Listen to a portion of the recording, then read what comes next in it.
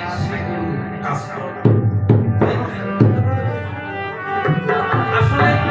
আমরা নাম করি, হরিনাম করি, কৃষ্ণ নাম করি, বিভিন্ন প্রকারের নাম করি, ভাগবত পাঠ দেই, গীতা পাঠ দেই, লীলামৃত পাঠ করি। আমাদের এই পাঠে কাজ হয় না কেন? পত্র লিখলেই পত্রের জবাব সে দেয় না। একটু মন দিয়ে শুনবেন কথাবার্তাগুলো। পত্র লিখলেই পত্রের উত্তর সবাই দিতে চায় না, কেন জানেন? এর একটা কারণ আছে। নামকে ফলাতে গেলে নামের অনুপম দরকার হয়। অনুপমটা কেমন? মনে করেন তিন বন্ধু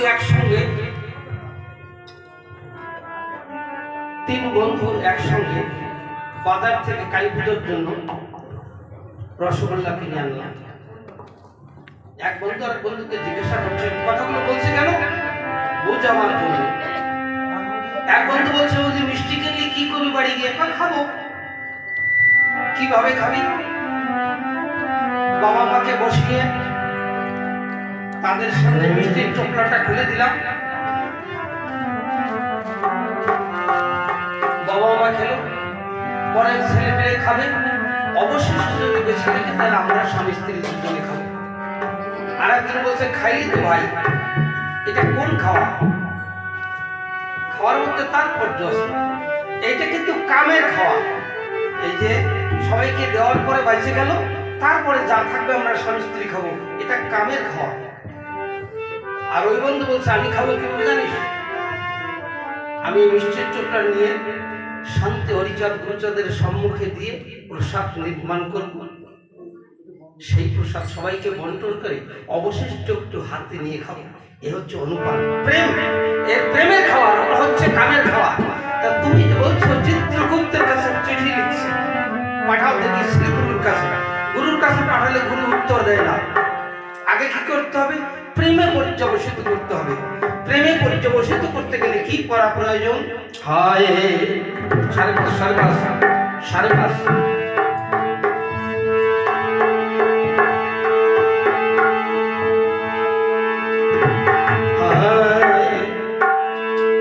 একবার হরি বলো,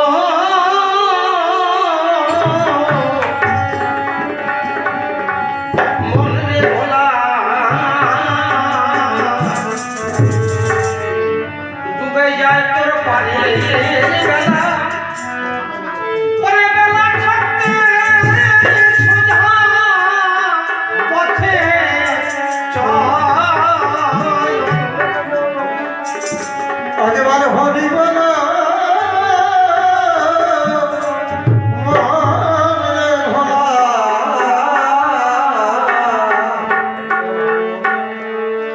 ডুবে যায় পারের বেলা, থাকতে সোজা পথে চল।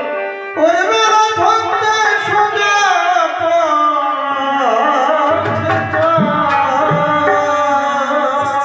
দুটো চারটে কথা না বললে মনে হয় যেন গান অনুষ্ঠিত হয় না।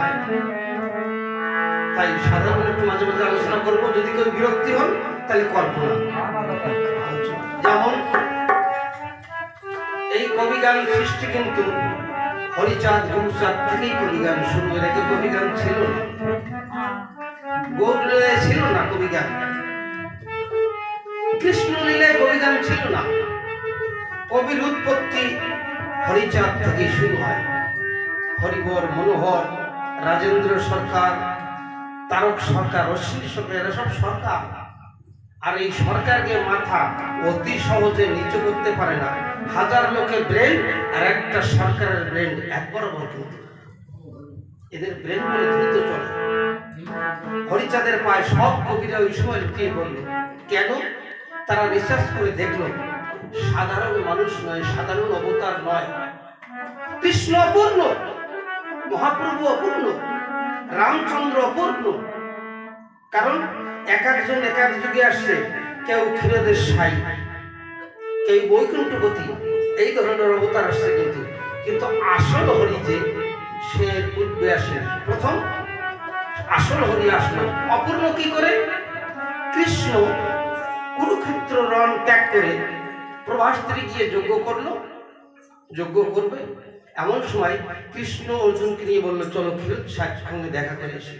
সাগরে গিয়ে ডুব দিল, ডুব দেওয়ার সঙ্গে সঙ্গে অর্জুন দেখতে পেল আর কৃষ্ণ দেখতে পেল ক্ষীরোদ যিনি অনন্ত নাগের পরে শুয়ে আছেন।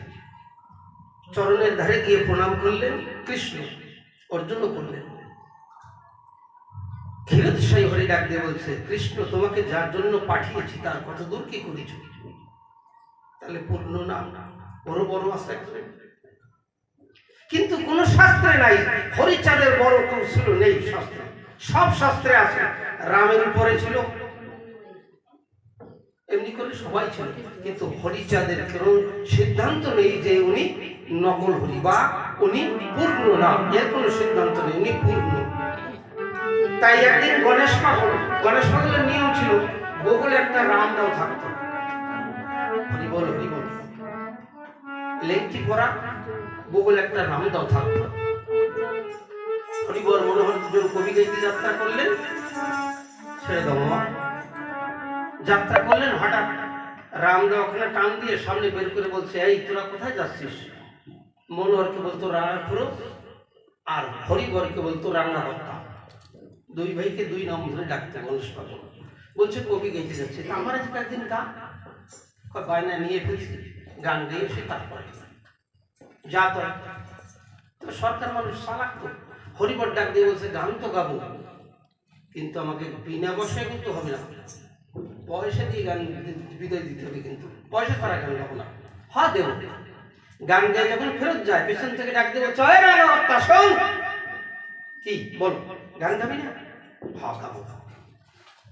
3 দিবস রামায়ণ পরস্পর ওনার আশ্রমে। আর এই দুর্লভ দৃষ্টান্ত আজও আছে।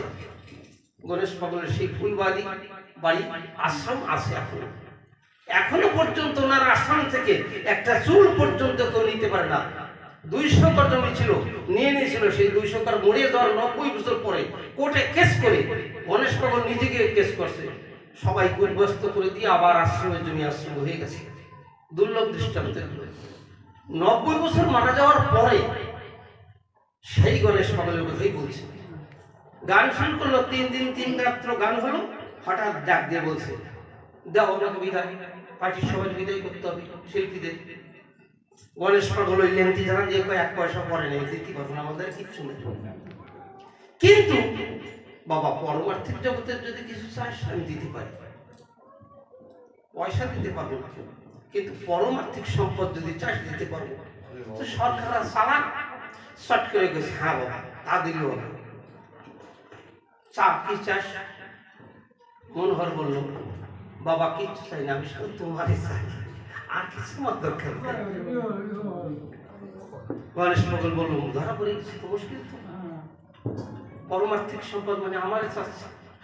হ্যাঁ আমি যাইতে পারি, কিন্তু একটা কথা থাকবে, কি?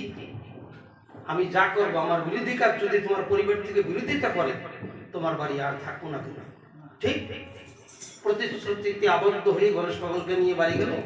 সরকার মশাই ঘরে ঢুকে স্ত্রীকে বললো, শোন, একটা লোক নিয়ে এসছে, একটা মানুষ নিয়ে এসছে, কিন্তু পরম মানুষ, এই মানুষ যা করবে বিরোধিতা কোনোদিন করবি না।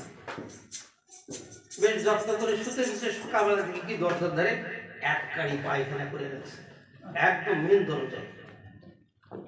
ওনার স্ত্রী আসতে ঘরের মধ্যে গিয়ে মনোহরকে বলছে, শুনছো কারে নিয়ে এসছে? ওই দেখো করছে কি। মনোহর বলল, চুপ, তোরা বলছি না যা করবে বিরোধিতা করবে না, ফেলা।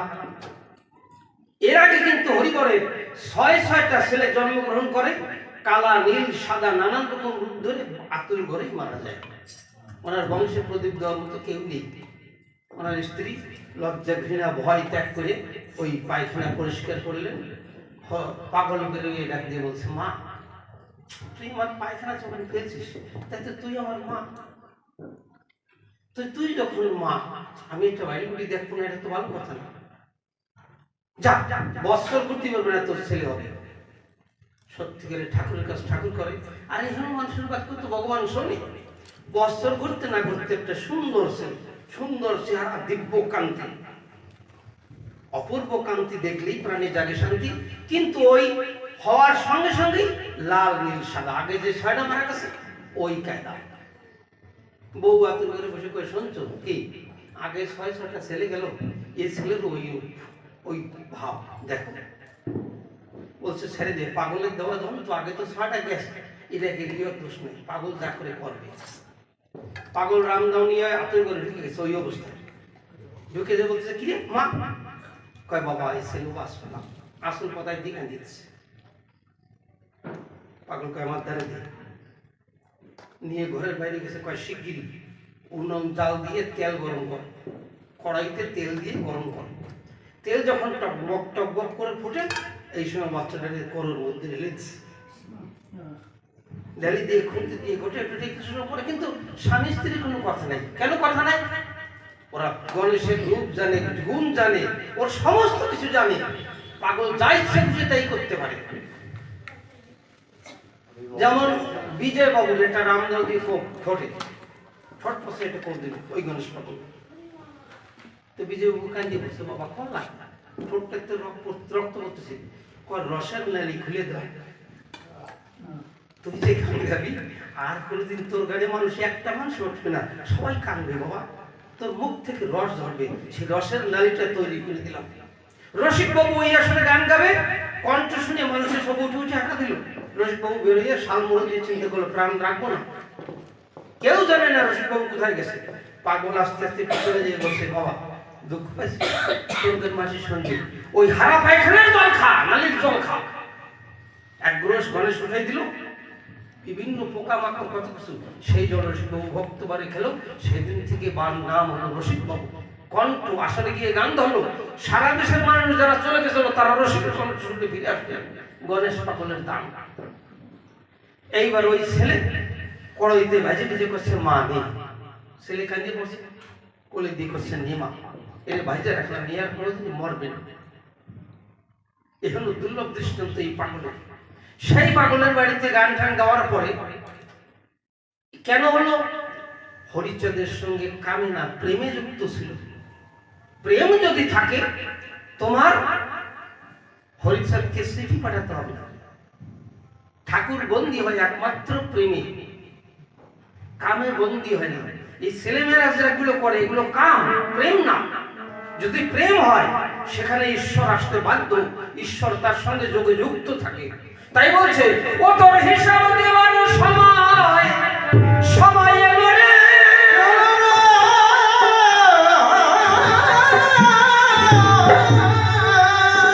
যদি সোজা পথে চলো, সরল মানুষ হও, চিঠি দেওয়ার দরকার নাই, সেমনি তোর কাছে আসবে।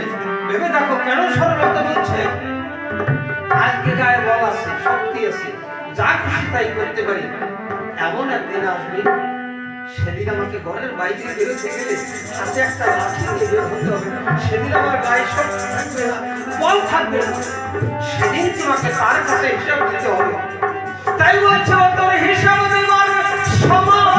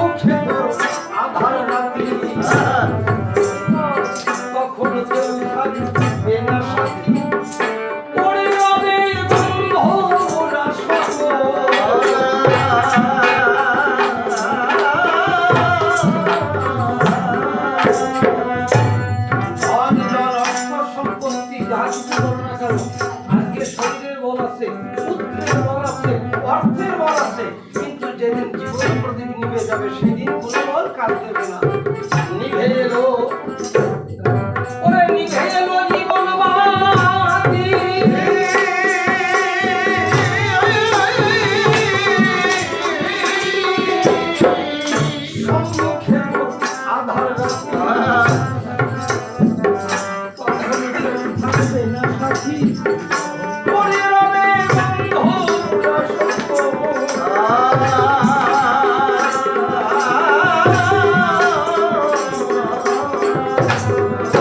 তোমার একলা পথে চলতে চলতে হবে রে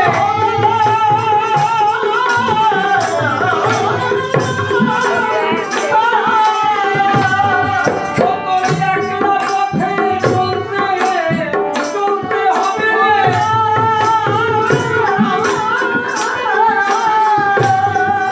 শুধু সঙ্গে যাবে কর্মফল থাকতে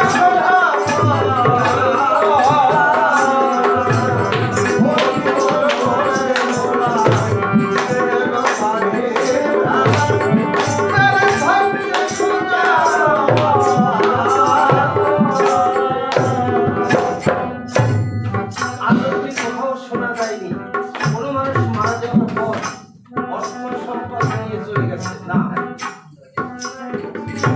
কোনোদিন কারোর সঙ্গে অর্থ সম্পদ কিছু কেউ নিয়ে যেতে পারেনি সুনাম যশ প্রতিষ্ঠা নেয়নি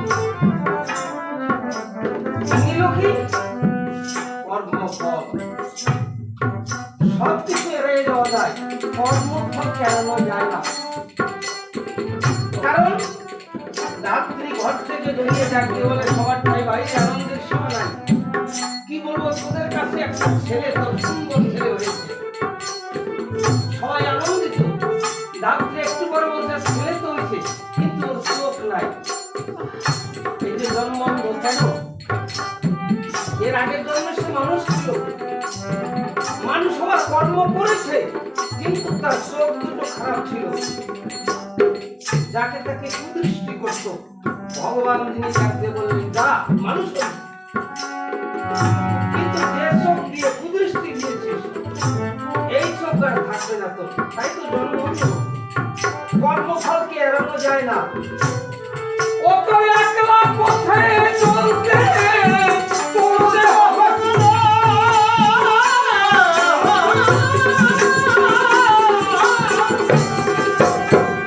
শুধু তোর সঙ্গে যাবে কর্মফল থাকতে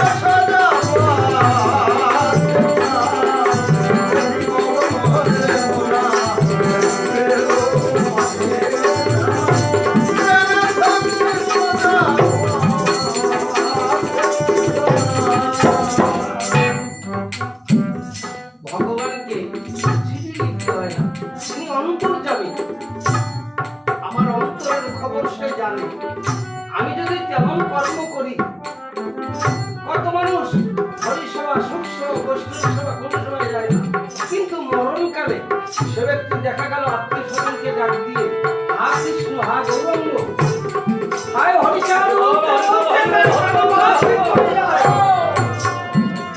কেন জানেন কর্ম ভালো করেছে কোন মানুষ মোটা মোটা মালা তিলক নিয়ে মরার সময় 8 মাস 10 মাস 1 বছর 1.5 বছর ভক্তি করতে মারা যায় কেন সাধু বেশ করেছে তার আত্মা সাধু হয়নি যদি আত্মা সাধু হতো ভগবান তাকে নিশ্চয়ই ভালোভাবে পার করত তাই বলছে নিজের চোখ থাকতে এই চোখ থাকতে হলে অন্ধ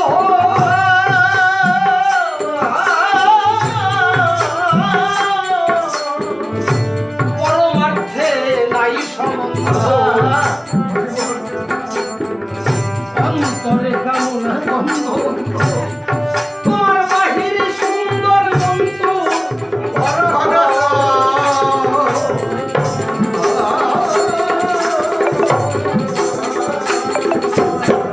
চোখ থাকতে মানুষ অন্ধ হয় কিভাবে চোখ দুটো শুধু দেখবার জন্য নয় দেখে দেখে জমিতে গিয়ে কাজ করলাম শুধু এই জন্য চোখ নয় চোখটা এই জন্য সাধুগুরুর দর্শন করো মঠ মন্দিরকে দর্শন করো এবং এই নয়নের জল দিয়ে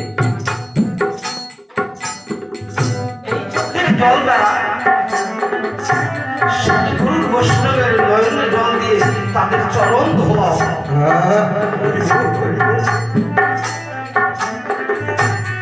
হাত দিয়েছে শুধু কাজ করবার জন্য নয়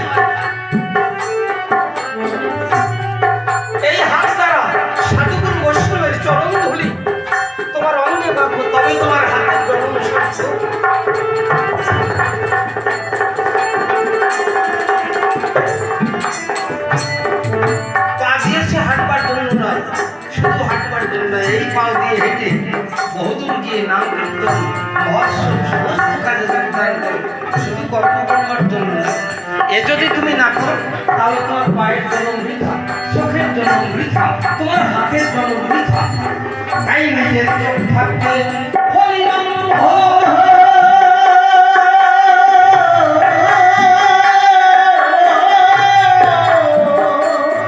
হারে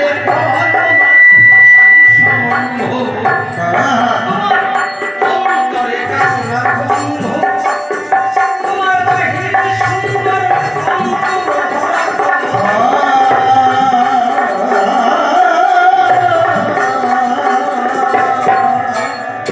একদিন কাছে কেউ ফিরে যায়,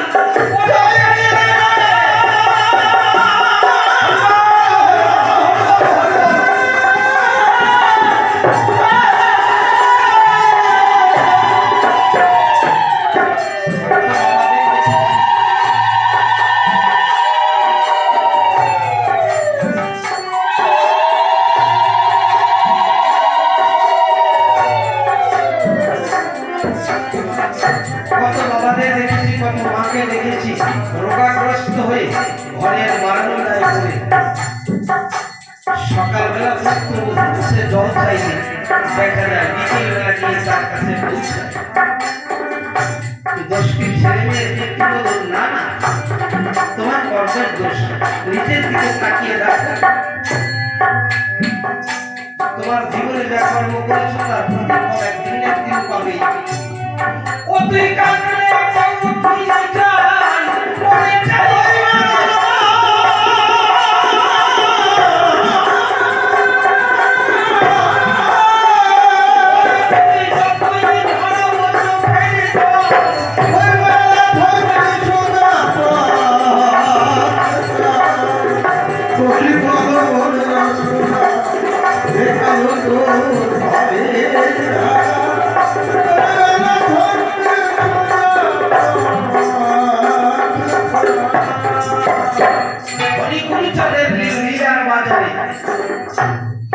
সব থেকে দিন দেখিয়েছিল কে?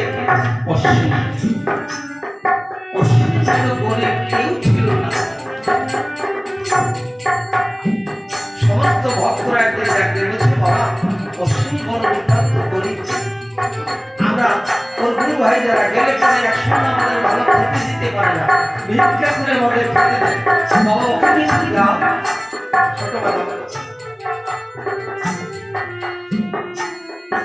ভগবান অন্তরে অন্তরে বুঝতে করে ডাকতে বলছে, যাও আছে তাও তো হয়ে তোরা থাকতে দিবি।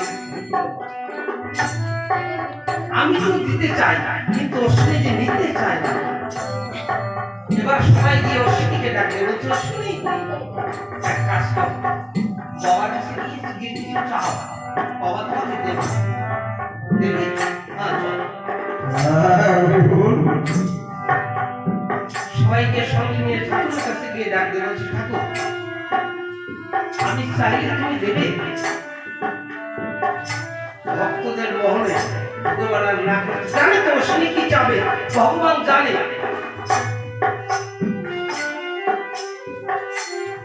তাই ভক্ত মোহনে না করতে পারবে না, বললো তুই যা চাবি তোর তাই দেবে। অশ্বিনী হাত জোর করে ডাকতে বলছে, ভগবান কিছু চাই না ঠাকুর তোমার কাছে। কি চাই জানো? আমার আছে একটা ছোট্ট কুড়ি, তাও তো কোথায়।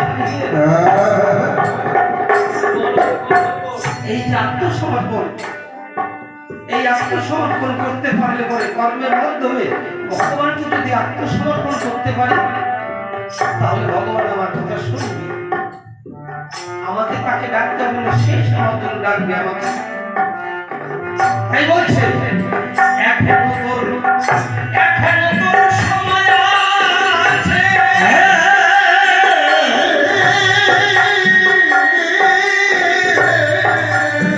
চল যাই তার চাঁদের কাছে,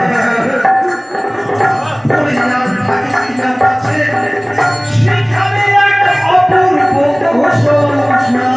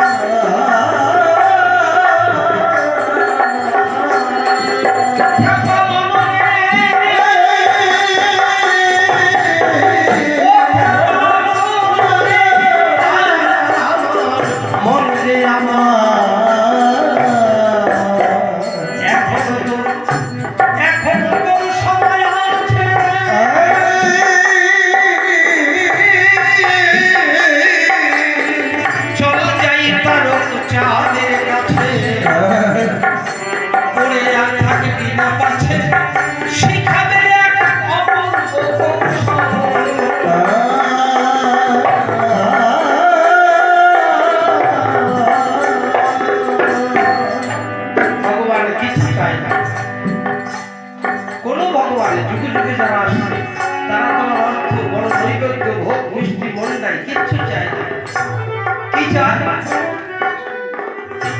প্রেম ভক্তি। তুমি যদি তোমার প্রেম ভক্তি তাকে দান করতে পারো, আর কিছু ভগবান চায় না। ভগবান চায় শুধু তোমার প্রেম আর তোমার ভক্তি।